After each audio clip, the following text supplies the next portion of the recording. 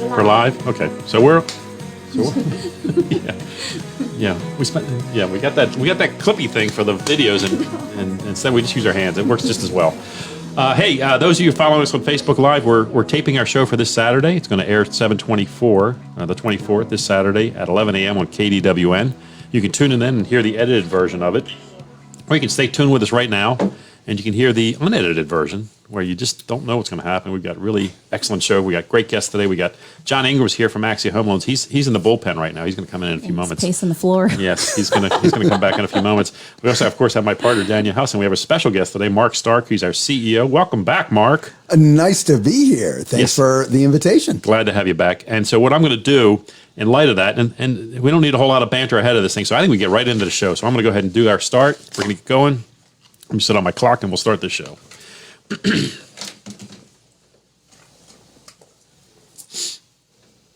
my clock? No, there it is.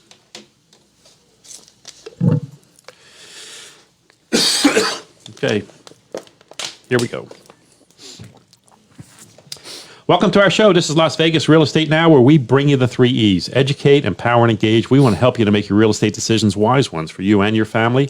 I'm your host, Harvey Blankfeld of the Blankfeld Group at Berkshire Hathaway Home Services, and we have over a century of collective experience. I am a licensed agent here in Nevada. My NRED number is S.00488897. My co-host, Danielle Hess, is also licensed here in Nevada. Her NRED number is S.00599031. On this program, we're dedicated to delivering timely, balanced truths about our local market conditions. If you ever have a question or an idea for the program, please call or text me at 702-203-1165. Again, that's 702-203-1165. We have a great show for you today. We have, of course, as I said, my partner Danielle Hess is here. We also have John Ingram is back from Axia Home Loans. We also have our CEO from Berkshire Hathaway, Mark Stark. Welcome, Mark. Glad to be here. Glad to have you here. Glad to get you back. I love talking about market conditions with you because if anyone has a pulse on the pulse of this market, it's you. And I want to talk a little bit about some adjustments. That in terms of market adjustments, let's talk about the impact of perhaps of pricing and interest rates on our market right now. What are you seeing? Okay, so first we are seeing an adjustment, and again, for this conversation, let's separate. It's not about good or bad. Let's look at the adjustments and then how do we deal with those. We're seeing inventory pick up. So more listings are coming on the market and they're staying on the market longer. Right. So that's one change. Have not seen any real change in interest rates in any way, shape, or form. And in segments, prices are, they haven't really adjusted so much, but we're seeing a softening of people trying to say, okay, everything keeps rising, so I'll put it on for a higher price. And they're learning very quickly. Hopefully they're learning that that's not going to work. Yeah. I mean, for so long it has worked. And so when the market starts to shift, that's when the problems are created. In this market where you see pricing starting to level off, sellers are still trying to push it and buyers aren't having a tolerance for that right now. Well, and that's the first lesson of how to deal with these types of adjustments. The sellers that understand it early and get aggressive end up getting a higher price for their property than other people who wait. Because as soon as you get realistic and you go, you know what, I'm not going to be greedy. I want to get this sold for a great price now. They get it to a realistic price. Their property sells. And it's like the old saying, you never want to try and catch a falling knife along those lines. And I don't believe prices are going to fall like that. But let me tell you, if they adjust $10,000 and you could have earned $10,000 more, why would you give those dollars away? There's no reason for it. Clearly, and in a market where the inventory was so low and now has kind of stabilized and maybe even creeping up a little bit right now, you have to be mindful that buyers have lost that tolerance for waiving appraisal entirely. They're starting to change their perspective, and they've basically made an adjustment themselves. Buyers are already adjusted. Sellers maybe not so much yet. Correct. Yeah. No. Yeah. Very much so. Are you seeing the same things out there, Danielle? I am. And it's not a question of, like Mark said, it's not good or bad. It's just a change. It's just a slight change. And maybe we've seen the bottom of that diminishing inventory. Maybe we've already seen the bottom of that, and now we're starting to creep back from that. It's 4 months in a row we've seen it kind of creep up a little bit, and the last month was fairly significant. Okay, so if I'm thinking about investing in real estate going forward, you kind of mentioned this, but should I be buying now? Should I wait? Should I sell now, or should I wait? These are things that these are whatever all of our clients want to know. Good questions. I think, and I will say, I do this not only in every investment, but I also do it in life in general. Okay. What people miss is they try and see what the herd is doing, what others are doing, instead of stepping back and saying, wait a minute, I really don't care what others are doing. It doesn't affect me. What do I want? What am I trying to accomplish? Once you know that, decisions come much easier. And I promise you, there'll be decisions that support you. Because don't worry about supporting your neighbor or a friend, because those aren't your funds. For example, and I know John Ingram will be talking about this as well. One of the aspects is, do I buy now or wait, as you just asked? Well, if I know I'm going to hold the property for a long time, buy now and then hold. And what people don't realize, even if there's a market adjustments, do you know in most market adjustments, rents go up. So if you're renting out the property as an investment, an adjustment can bring more dollars or more opportunity along those lines. But if I was going to hold it, I'm not worried about market adjustments here and there. And so it all ties back. Now, if I want to buy it to flip it, well, that's a whole nother decision. And you better be very careful, with repairs and things that you have to do to the property. Is there enough with sales costs and everything to make any money based on the risk you're taking? Yeah, I think that's a great evaluation. And as in terms of thinking about buying, thinking about selling is a little bit different right now. I think that you kind of mentioned in the first part that sellers have to understand that prices are not continuing to climb at the rate they were. They've kind of leveled off to a certain extent. Maybe they're bouncing around specific subdivisions. They're doing different things. Absolutely. And there's no question about that. We don't want to talk about individual. We're talking about our market here in Southern Nevada in general. But there's certain subdivisions that might still be creeping up, and there's some subdivisions that may actually be slipping a little bit right now. But the question is, should we sell now? And it's the same answer, I think, isn't it, Mark? It is. It really is. It's not if you're in a position where you're trading equity in one real estate property to the other, the market doesn't really matter. Right. Right? Because if you're waiting for the prices to go up to sell it, guess what? The prices are going to go up to buy it too. I mean, it's the same thing. Correct. Okay, so the challenge we've seen, and we've been alluding to this, but let's just talk specifically about it. Sellers are challenged to price their homes correctly in this market. As we try to, and every home is unique. We can't talk about everybody's home. We can talk about just homes in general. But if you're a seller right now, how would you effectively price your home? What would you use? What parameters are you thinking about when you're effectively pricing your home right now? I think this next point matters in every environment, but specifically in the environment we are now. And what people miss is it is about process in an environment like this more than price. It is understanding the process, the sales process of what you're going to go through, because if you do the process properly, then you will know you will maximize your equity, whatever that price is. Right. And it doesn't matter if it's 30,000 lower or 30,000 higher than what happened 2 months ago. With the right process, okay, I took at this moment in time in the world, I got every opportunity to maximize the price of my home because it was handled right. And the process gave me that opportunity. So I can feel comfortable that, X price that I got for my property is the best that the market would bear, instead of what sales executives do. And this is a big mistake, and sellers do it too. They try and guess what the price is going to be. Even if their heart is in the right place, it doesn't matter. You're gambling.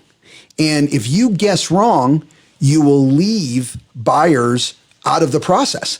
So now a buyer who would have looked at your property wouldn't, because you wanted to get too much for your property. And then you lower it later, well, that buyer's already gone.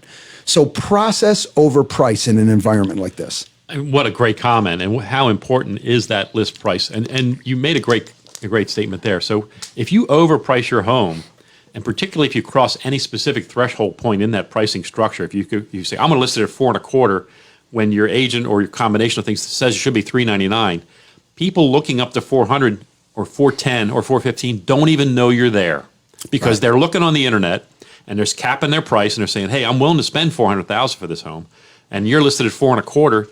They may not reach that far above their comfort zone. They're not going to do it a lot of times. And certainly their agent's not going to be comfortable reaching too far beyond their comfort zone because then that may be misinterpreted as someone trying to get you to spend more than you're really comfortable with, so you don't want to do that. Well, and to your point just a minute ago, because they're feeling the flexibility of the market now, agents are saying, wait a minute, we can find something. Right. We can find something more that fits your pricing needs. And the mistake that people make is they think that the list, especially in this market, that the price on pricing the property day one has to be the selling price. And that it's just not the case. No. I mean, we learned that. Over this last year, it was never the selling price. So Right. to think I want to get more for my house, so I'm going to price it higher, says I don't understand the process. Indeed. List price is every bit as important as any other marketing aspect of your home. It may be most important. Absolutely. That list price, because you could go in with a strategy of saying, hey, I'm going to list it at $399 with the idea I know it's worth 4.25, but then everybody's looking at it, they may push that price to $450 because there's so many players under 400 looking to get that house. Absolutely. Yeah. Hey, great stuff. Listen, we've got a whole lot more to talk about. So, guys, stay tuned. We're going to talk more with Mark Stark. We're going to bring John Ingram in. So stay tuned. We'll be back in just a moment. Solid. Yeah, I've got 3 other points that I read on John's page that I'll cover in a second. I gotta say, you guys are blowing my mind because I'm not sensing the market where you're sensing it. This market hasn't turned yet. Yeah, it has. Yes. I'm only going by the hear stats. You're saying, Inventory has picked up in every one of our markets. but And sales, in what percentage? Are you talking? Oh, there's been a one. It's No, 150 the difference- more homes no, for John. sale. are you going to start dancing right now?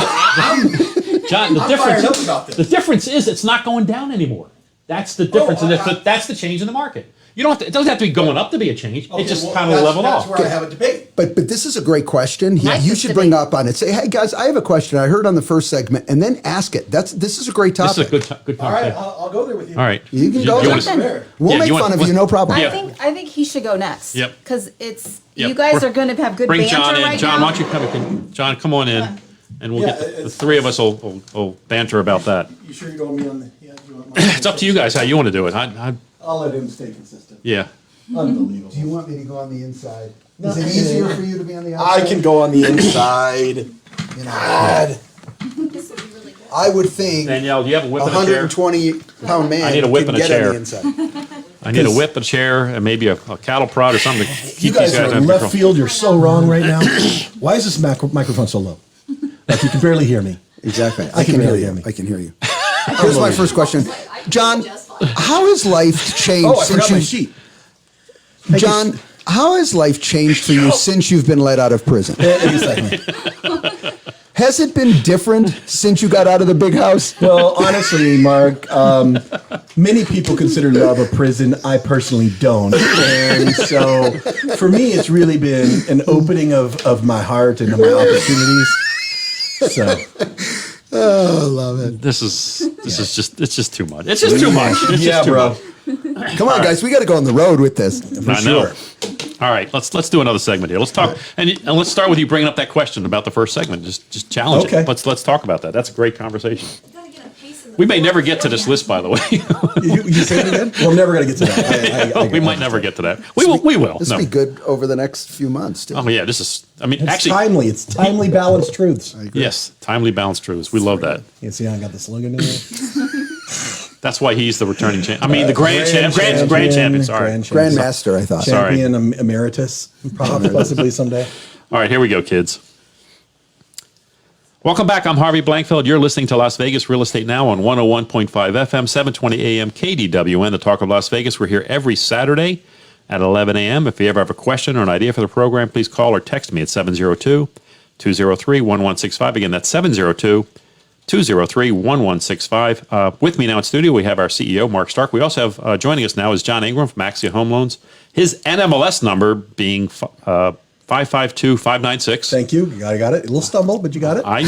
Every now and then I got to stumble just to show that I'm real. I'm not a robot. You're a real I'm person. not a All right. I got to take, because first of all, you guys are talking a bunch of crazy stuff in this last thing. I got questions for you that we needed to discuss because now I'm wearing my lender hat, right? And I'm talking with people and seeing my buyers out there in the marketplace. I am not seeing this shift that you guys seem to be implying. Right. And so I want to try to pull or poke at this a bit. You said that inventory is rising. I acknowledge and accept that. Okay, inventory is rising. But if you're telling me that inventory went up 150 homes month over month or week over week, that's not enough to change direction in this marketplace. We are still so severely short in the amount of homes for sale that I don't want this. In my mind, I don't want people listening to this thinking, hey, pricing is changing. You don't need to be as aggressive with bids. You can lowball. They're never going to get a home if you're kind of providing that. All right, what's your feedback? I mean, it's a great point, John, but the truth is that the market shifting is not so much that it's gone in the other direction dramatically, but what's happened is the inventory is not declining any longer. And maybe if it only went up 150 homes, but last month I think the single family home inventory went up about 600 or 700 homes. But if it's only going up a little, it's going in another direction. So maybe instead of continuing to have a free fall of inventory, we've leveled off and seen a stabilization of inventory. Okay, so this could be, hey, this is maybe the floor and as bad as it's going to get. Right. Maybe we've seen that, and maybe we're going to start to creep the other way. Maybe not. Maybe we're going to bounce around here for a little bit. Right. We don't know for sure, but it's not continuing to go down. And there's two factors that have affected this competitive market. One was the low inventory. The other was low interest rates. The low interest rates hasn't changed. Correct. Remain. But the low inventory is starting to change. So it's not a dramatic change in the market, but it is a shift. But we're going from a severely anemic, let's say, to less severely anemic in the amount of inventory that we have available. Yeah. It doesn't imply, a shift to the human beings that are out there trying to buy and sell homes yet, right? And when you talk about, and I think the average person's mind is going to go to inventory's going up. Well, why is that? My opinion is that it's the seasonality aspect that's always existed in real estate, where in the summer months, more people move than any other time of the year, right? And I believe that it's maybe false thinking that this year is going to be different than any other year for the ability to move. So what would you say about that? Do you have another driver other than the seasonality aspects for a little increase in inventory? Okay, so let me bring. I saw you writing stuff. He's writing stuff. You guys on the radio can't see this. He's writing stuff. I'm writing my notes right. After I was listening to your confusing comments. Here's what it is. Okay, now here's a couple cheering things. me on right now. Exactly. I believe it. Go to him. I believe it. All right, so a couple things. One, you got to start with the facts, and you got to start with the real numbers. And the reality of it is sometimes, specifically like for you, your business probably hasn't slowed at all for you. Okay. And sometimes we see and we feel what's going on for ourselves and we think our truth is the truth. So let me just share a little bit of light. Okay. The actual amount of sales, year over year has slowed, period. In numbers, it has actually slowed year over year and month over month. So when you look at that, there is less actual units happening. So that's number one. I don't disagree that we are low enough on inventories that this market's not going to change in a dramatic way, and I don't believe prices will change in a dramatic way in any way, shape, or form. However, I think this will adjust the momentum and the attitude of purchasers. And when that changes, even to Harvey's point about, buyers less willing to do X and Y. Remember, when things are going up so crazy, and I think what you saw too, it was more universal, where you're not going to see it so universal anymore. You're going to see some products that you say, let me tell you, you're not going to get this house unless you pay for it and you pay up. Right. But guess what? This other house in this other neighborhood is not having the same feel. So I think the momentum and the aspect that it's happening everywhere like it was. I mean, it didn't matter what you were buying, condo, townhouse, home. everything was being pushed. Sure. I'm not seeing that now. And the other thing, John, I think it's really important. A shift in the market is again not going down. One thing we've noticed on our team is that the buyer's tolerance has lessened a little bit for the idea of waiving appraisal.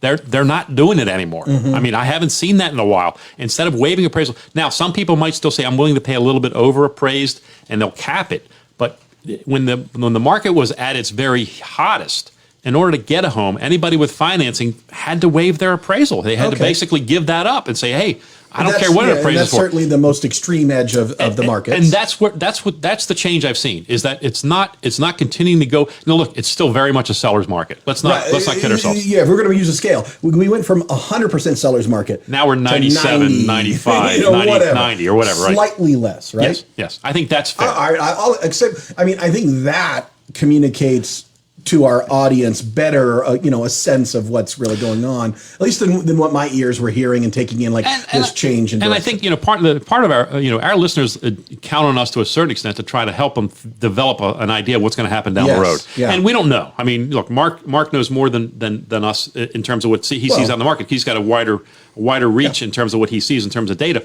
But what we see is we're trying to figure out what's going to happen. I'm trying to figure out a little bit what's going to happen next month, just a little bit. I'm not using a crystal ball. I'm just trying to see what's the trend. Where's the trend going? And so if the market continues, the inventory continues to go up, eventually you'll see a more balanced market. Yeah, but we're years away from balance. Maybe. My opinion. I don't know. Years away. I don't know. Yeah. I don't know about I that. know it's aggressive. Well, listen, I truly believe that there's more ingredients that will affect this. Look depending on what happens with the stock market, ultimately can affect the real estate industry. Sure. What happens to inflation will affect the real estate industry. Coronavirus can affect. So there's a lot of other ingredients that can affect what ultimately happens. It can get shifted back, and we're back at an unbelievable heated market again because of A, B, and C. But right now we have the facts of what we're dealing with today, and I think that's the best we can do. But I will say this, going back to our first segment, that's why, to all of these points, why process is so important, because now another reason, you don't have to pick. You don't even have to know I just want to maximize my seller's equity in the environment I'm in. Right. That's key. When you try, for your guys' points, you try and go, okay, I think this is happening. The new price is here. Good luck with that. That's so interesting. Like you're pitching to people listening out there, and to me listening to you, a different mindset. Because if I'm going to sell my home, I'm looking to my realtor to say, what's it worth? What's the number? And you're trying to get me to think about this entirely differently and say, your number is the maximum the market will bear, period.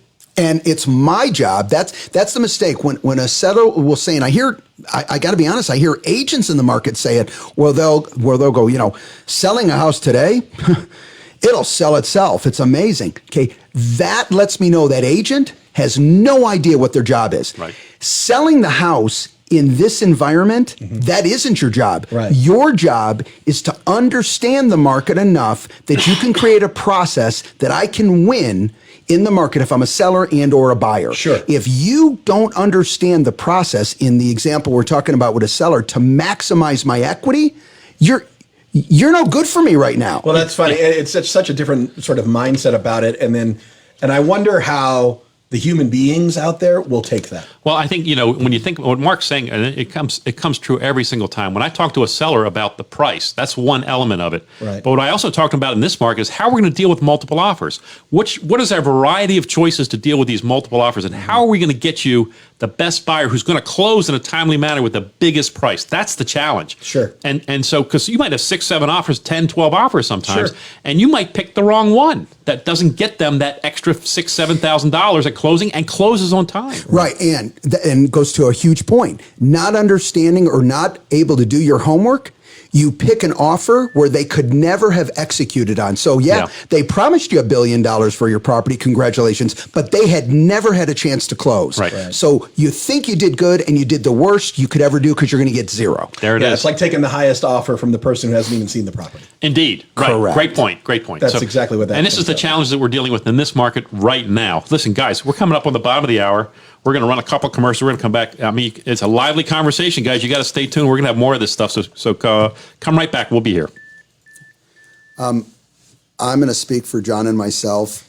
This is such great content. We've never felt great. confident enough to charge you, but I think today, Exactly. I realize I just cut you a check, but if you could write that, Yeah. sign that back over. No, that's funny. Checks in the mail, pal. Yeah, Checks in the mail. okay. Do you have the right address? Okay. This is good stuff, guys. No, Very I'm good. enjoying it. He's coming from. Say that again. The position you're coming from It's is good. the consumer and Yeah. not the lender. And so John always does that with us, which is great. Very valuable because he No, gives this is, I love that. This is consumer's good. perspective. Yeah. All right, let's hit a couple of your topics. Well, your finish rolls right into this, I think, and where we were as far as choosing the right. We were on the seller's perspective, choosing the right offer to accept. Yeah. But now, as a buyer, what's your talk about- positions, and we can touch both Yeah, sides. let's play with that a little bit. The rent backs, the shorter contingencies or no contingencies. Let's talk about Yeah. those What are things. the risks that are posed to both sides? Okay, let's do that.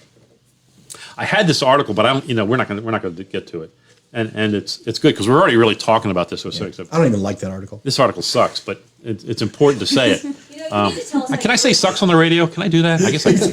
Anyway, if I say sucks on Facebook Live, I Me think sharing an opinion is not a problem Okay. typically. So this one's Eli Siegel wrote this last week. Las Vegas home prices most overvalued in the United States. I mean, What a the art- salacious but- headline. But okay, and he points out to me every time He writes doesn't. every headline himself, right? No, he doesn't do the headlines. Oh, I'm the sorry. editor writes the headlines to get people to buy the paper. That's what that headline's all about.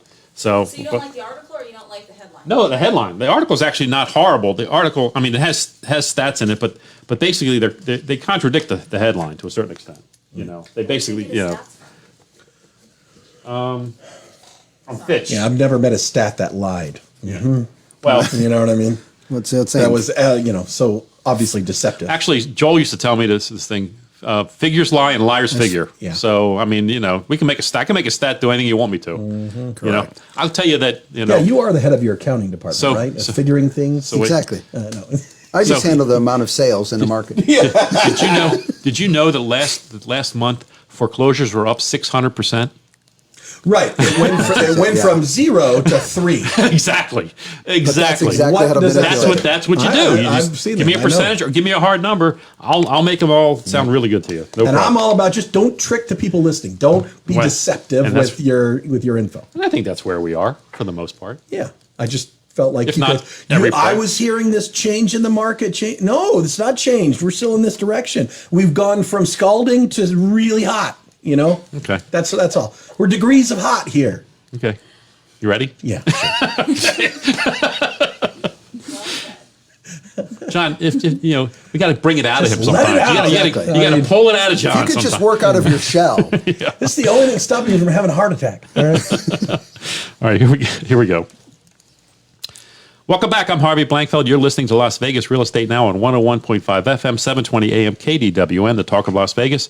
We're here every Saturday at 11 a.m. If you ever have a question or an idea for the program, please call or text me at 702-203-1165. Again, that's 702-203-1165. With me now in studio, we have my esteemed grand champion, John Ingram from Axia Home Loans. We also have our CEO, Mark Stark, here from Berkshire Hathaway. We were talking about our market conditions. And John, I wanted to get into the idea of what buyers are having to do. We started talking about that last segment. Some of the things buyers are having to, and they still have to do a lot of these things, maybe not to the degree they did 2 months ago, but now they still have to do a lot of these Yeah, things. yeah. So when they're out there and they're offering maybe a shorter contingency period or things of that nature, Well, I mean, the whole concept here is buyers are in a position where they need to use every ounce of leverage they have to try to make their offer competitive to win against the 20 offers on that particular house, right? Right. We're still in multiple offer territory. Everybody's competing for properties, and in the vast majority of cases. And so what I'm seeing now is buyers are compromising or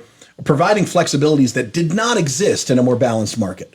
They're doing things like they're touching on appraisal issues, whether it be, as you said, waiving appraisal entirely, or agreeing to pay a certain amount of dollars above the appraisal should the appraisal not support the sales price, right? Right. And there are things and risks that I think that are worth talking about and have people thinking about when they're making these decisions, right? So the first, let's start with the one you mentioned, which was just waiving the appraisal contingency. What does that really mean to the consumer? Now, Right. for my world, I can't give you the loan if I don't have an appraisal. Right. And I don't know that, based upon the value of that collateral, everything is to it. So you as an agent are having a buyer and you're potentially saying, hey, we're going to waive the appraisal. And what you're really doing there is saying, we're not going to use the value of the property as a reason to cancel the contract, right? Correct. Any other big part of that you think is worth highlighting? That's all it's doing. No, I mean, but ultimately, I'm going to present them the risk involved in that as well, because Sure. now they got to come out of pocket with cash for the difference between what you're telling the value is their down Right. payment and the amount you're willing to loan them. They're going to come up that cash difference should it not appraise. Sure. So we need to be mindful of how much cash they actually have. Sometimes they don't have enough cash to do that, and just say all There's together. a limitation, right? Yeah, there may be some limitations to how much cash they have in the bank or so forth. So I might say, hey, listen, if we got 16 offers on this house, let's talk about what you think your best offer can be. Let's go through the process and let's talk about the various things we can do. So the interesting thing on this is I think sellers, and you tell me if you talk to a lot more sellers than I do, but they're reassured by this idea that, the buyer's waiving the appraisal. Well, and all these factors are these things that we're potentially going to talk about. They're all about the risk or protection of the earnest money deposit of the buyer, right? Indeed. They're putting deposit money down. The contract that we have in this market is basically saying the penalty limited in this transaction is that earnest money. That's all we can go after if they don't perform, right? Okay. So that's all we're really doing there. If the house doesn't appraise, my buyer can still cancel the deal.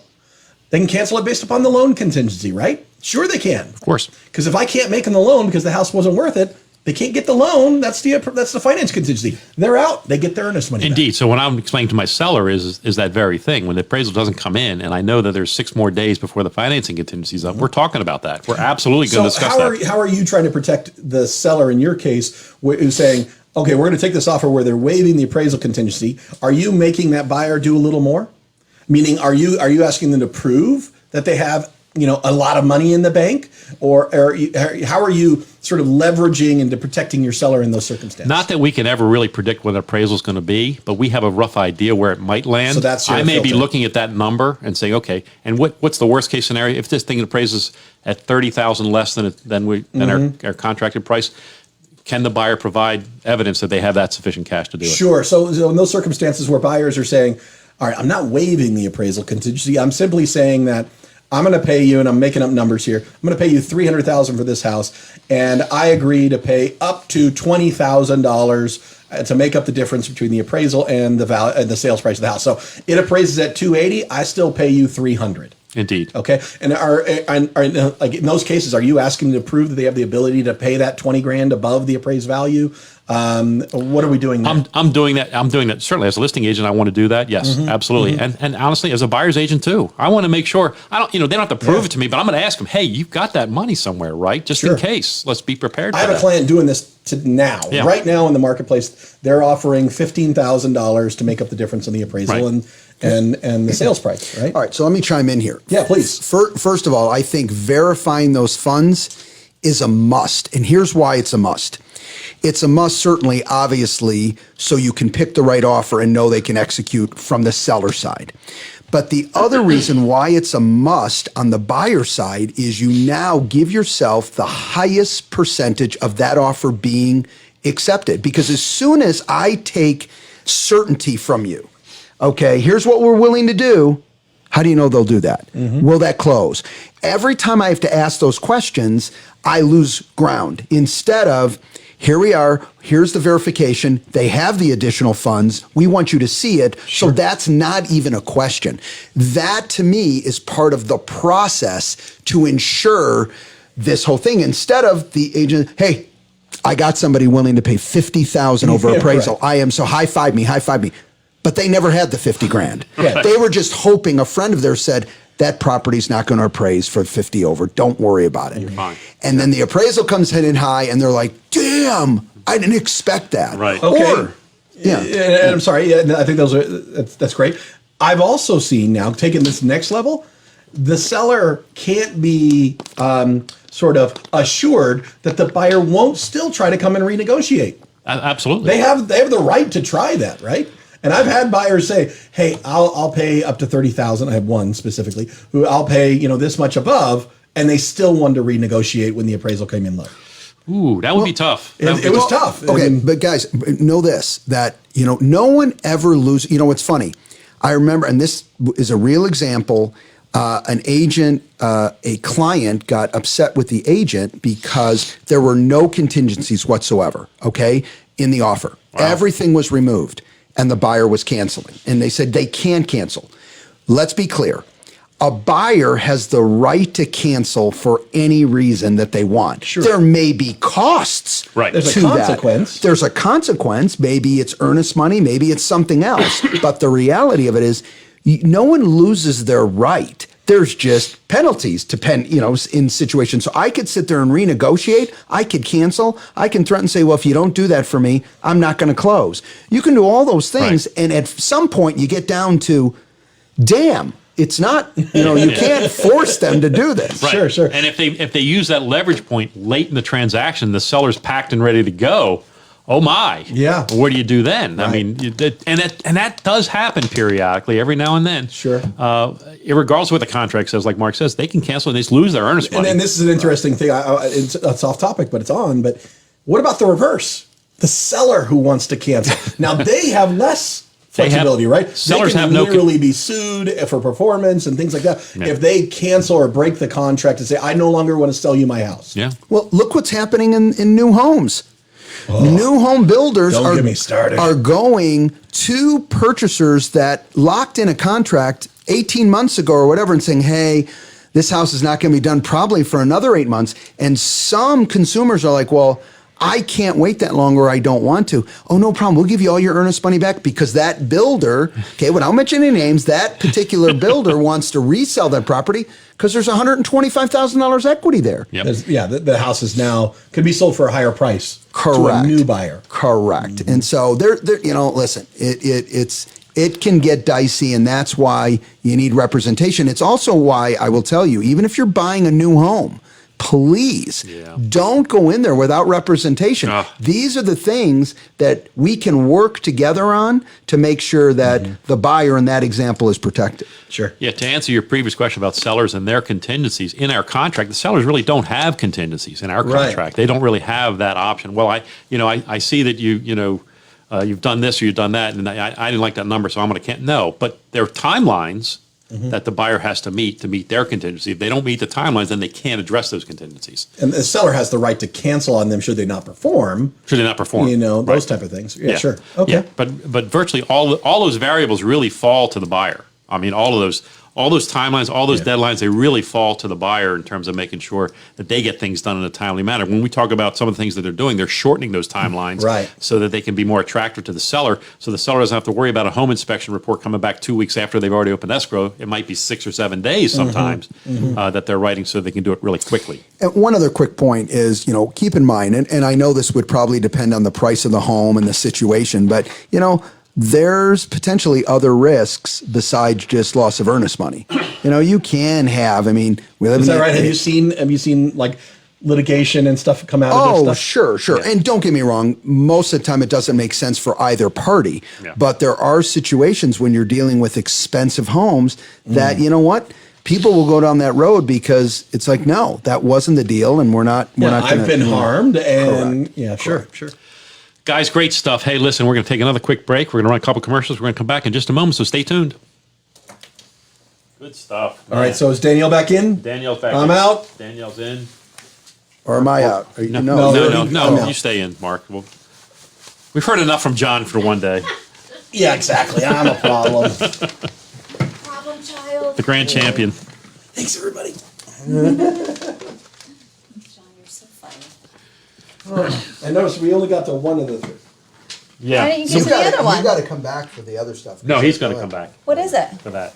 This will be our third time with this page. Yes. Which is good. Oh, I love that. That's good. We bumped it the first We had more time. timely stuff. We would rather bring the timely stuff in than just read off the Do you page. want to do it now? No. No. Let's do our valley with Danielle. What area of town we in Well, this gosh, time? I don't know that I could be that entertaining like John over here. Oh, And you Mark. can. Let me fix your mic. John. We're I not just- above heckling you to get it going, so don't worry about it. But if I start doing this, Oh, look, he's taking over for you. exactly. Got it. It Got picks it. up on my energy. He's like, picking and prodding at me from a distance. Exactly. That's it. What do you mean by Green Valley? Talk more about that. Why this is green? I said, That's yeah. right. Why are you against that? We have blue. That's good. I don't know. I don't know that answer. Because Greenspun family bought the land and originally started see? development. There you go. Well, look at you. That's not the reason. It's the greenery. It was very green. Really? You think It's so? it's the They lack of had greenery. the option to name it after themselves and the family, the Greenspun family. Why isn't it Greenspun Valley? Your Arrogant. your section is ended. Oh, wow. Thank you, Mark. But I'm still in the room. This is- Yep. You He's now just hit on one of the other issues we're having. yeah. He's the grand champion, and now he's the executive producer. He's in timeout now. Yeah, John's in timeout. All right, here we go. here we go. We're gonna do segment 4. Here we go. Danielle's gonna talk about Silverado Ranch.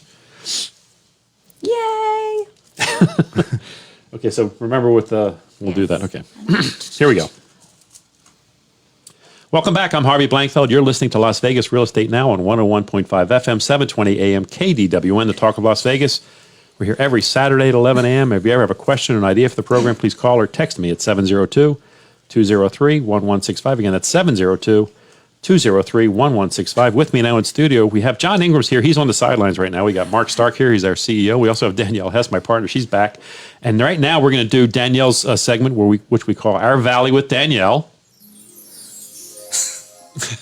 Mark likes the harp music. I could tell. That's very good. And you know, like I'm doing my whole intro stuff, and I hear giggling, and I see movement around, and but I was focused. I stayed on it. So okay, so we got through that. Anyway, Danielle, tell us today. I want to hear what you have to say about Silverado Ranch. Let's hear all about it. Okay, I do have to say that he's pacing the room and it's making me laugh. And then Mark's laughing and I'm trying to be I know. quiet, so I'm sorry. Yep, But at least I'm laughing. that's So, it. right. Yes, we could be crying, but we're not. We're laughing. Okay, so today we're going to be talking about Silverado Ranch, which is a planned community located in the southeast part of the valley. It's 89123, extends up to 89183.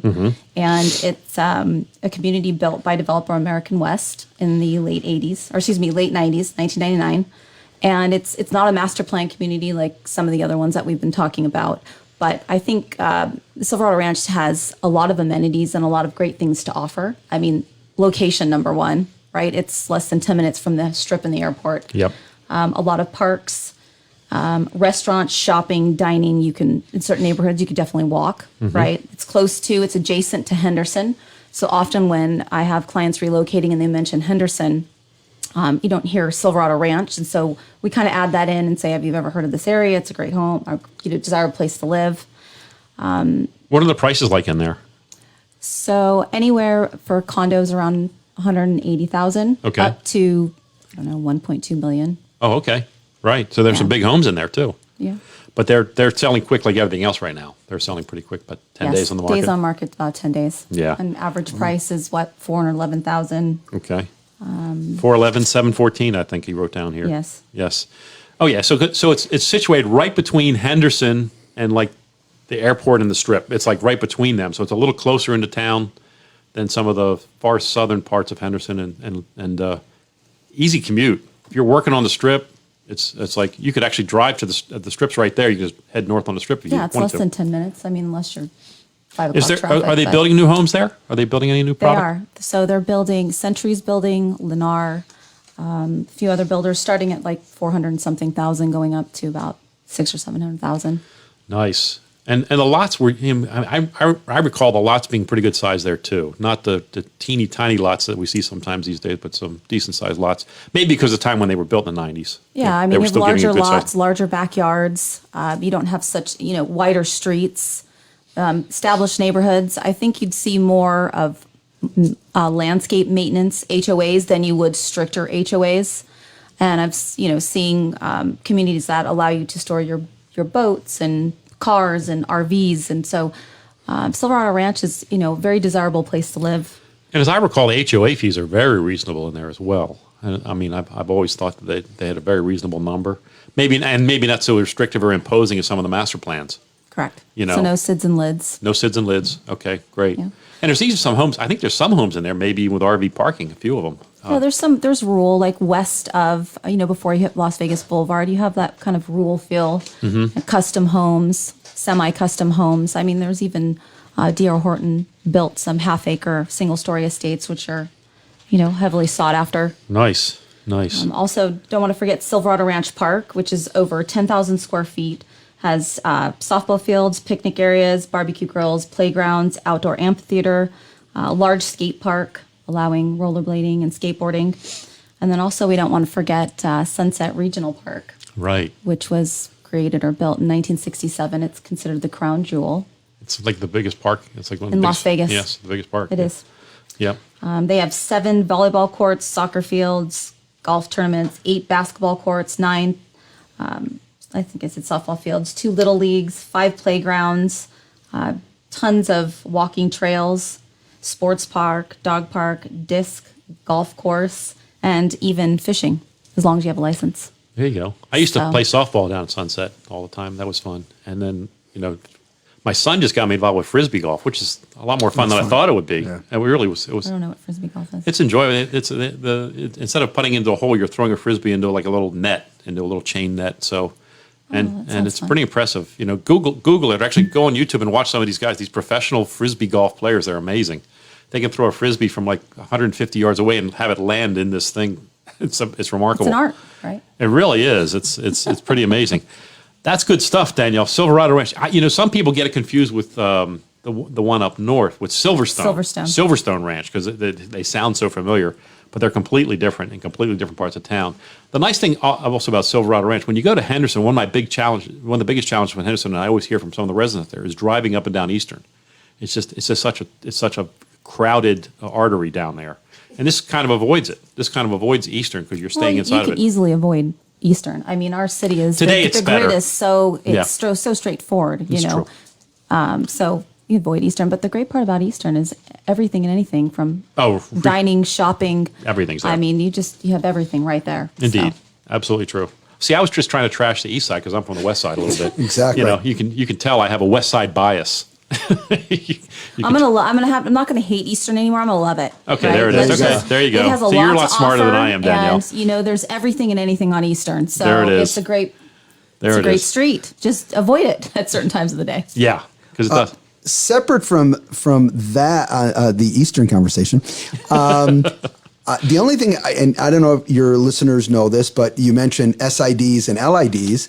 I wonder if they know what those are. Good question. So, it's called Special Improvement District or Limited Improvement District. That is correct. And they are fees developed by the master plan to help cover the infrastructure cost. And it's kind of like an additional but it's a bond, really. bond. But eventually it expires. But they have them in Summerlin. They have them in Anthem. They have them in a number of the master plans around the valley have them. And many of them in Summerlin are paid off from the first few villages in Summerlin. They're long since paid off. But usually it runs around 10 to 15 years or so. And it's Yep. a fixed amount paid semi-annually. But it's a great Be point. thankful when there's not two. Yeah. Yeah. Right? Yeah, absolutely. And that's the one thing with new homes now too, guys. There's another added cost to a new home that you have to consider when you're shopping. And I would encourage buyers. I mean, look, some people are predisposed. I'm buying new. That's all I want. I'm going to buy a new home. I understand that. But look, those of you who are considering, make sure you shop both right now. I would tell you, you might be surprised at the spread between new and resale. It's bigger than it's ever been. And it's not what it is at face value. So if they say, mid fives, you're really at 6. Yeah. And then you add the lot premium, and then Right. you add about 5 to 10% of the base price to it. So sometimes Right. I think it's hard for a buyer to go, okay, well, what's my all-in price? Right. So walking them through the process is really important. They need to understand those additional costs because you're right, 10 to 20% just for simple basic upgrades. Basic, I say basic because we're not talking about over improving a home.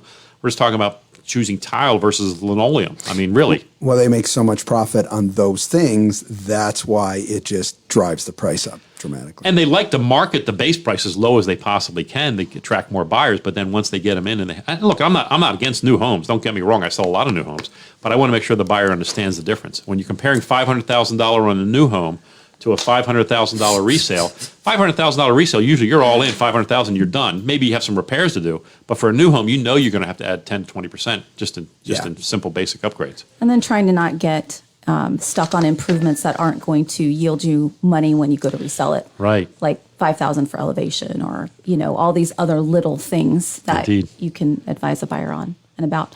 I do have an interesting fact though. Please. About Sunset Park. Okay, so it was once home to early ranchers, and the Paiute Indian tribe inhabited the site 1,000 years ago and greeted visitors who sought to trade seed, nuts, and turquoise. And the water still continuously flows under the park and surfaces to provide irrigation to the entire west end of the park. Excellent. That's good stuff. And the Paiutes also complained about Easter. Just so you know. Okay. Hey, we're not complaining about Easter. We're embracing that everything is along Eastern and it doesn't turn into different streets. You weren't complaining. Like other I was cities, complaining. right? That's it. Okay. Like our grid system for people that are relocating is huge.